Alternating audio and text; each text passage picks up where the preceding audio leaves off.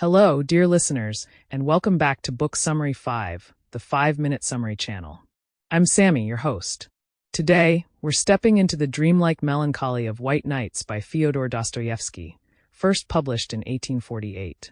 This novella is one of his most tender, romantic, and introspective works, capturing the essence of loneliness and longing against the haunting backdrop of St. Petersburg's short summer nights. Told as a first-person narrative, it's a story not about action, but about emotion, connection, and the fragile beauty of fleeting encounters. Let's walk through it together, so you'll feel like you've read it cover to cover. Our unnamed narrator is a solitary man in his 20s who drifts through life, lost in his thoughts and imagination. He lives in St. Petersburg, a city that, during the white nights of summer, never fully darkens. These dusky, dream-soaked evenings become the perfect setting for someone who feels more at home in fantasy than reality. He doesn't have friends, nor does he seek them. Instead, he wanders the streets, inventing stories about the people he sees, creating entire lives in his mind to fill the silence of his own. But everything changes one night when he meets Nastenka, a young woman crying quietly on a bench. It's an unusual moment of vulnerability in a city of strangers, and our narrator, driven by compassion and curiosity, approaches her. Their conversation begins hesitantly, but soon blossoms into something warm and sincere.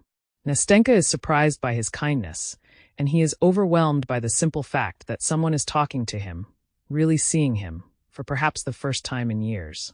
They begin meeting night after night, sharing stories, dreams, disappointments.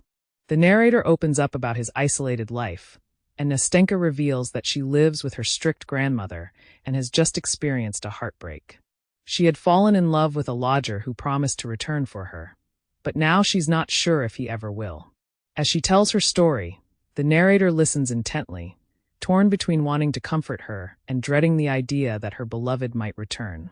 Through these encounters, he falls in love with her, not only for her beauty, but for the simple fact that she brought light into his life.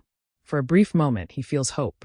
He dreams of a life where they might be together, where he's no longer a ghost drifting through the city, but someone who is known, needed, and loved. And yet, this is Dostoevsky, so you can feel what's coming. On the final night, just when he dares to believe there might be a chance for him, the lodger returns. Nastenka, overwhelmed with joy and relief, runs into the man's arms. And our narrator, heartbroken but composed, doesn't try to stop her. He tells her that her happiness is what matters most and quietly steps back into the shadows of his solitary life. In the closing lines, he reflects on what the encounter meant to him. It was short, just 4 nights, but it was enough to awaken something inside. He felt love, hope, even pain, but also life. The dream is over, but he's grateful for having lived it, even for a little while. There's no bitterness, only a soft ache of beauty that came and went like the white nights themselves, never fully dark, never fully light.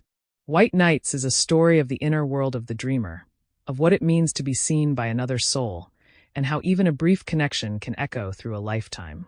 It's about the sadness of unfulfilled love, but also about the grace in letting go. Dostoevsky gives us not a grand tragedy, but a quiet, deeply human moment of emotional truth. Thank you for joining me on Book Summary 5, the 5-minute summary channel.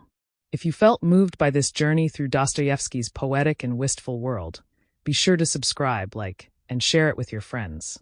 Until next time, happy reading, and may even your briefest nights hold moments of unexpected light.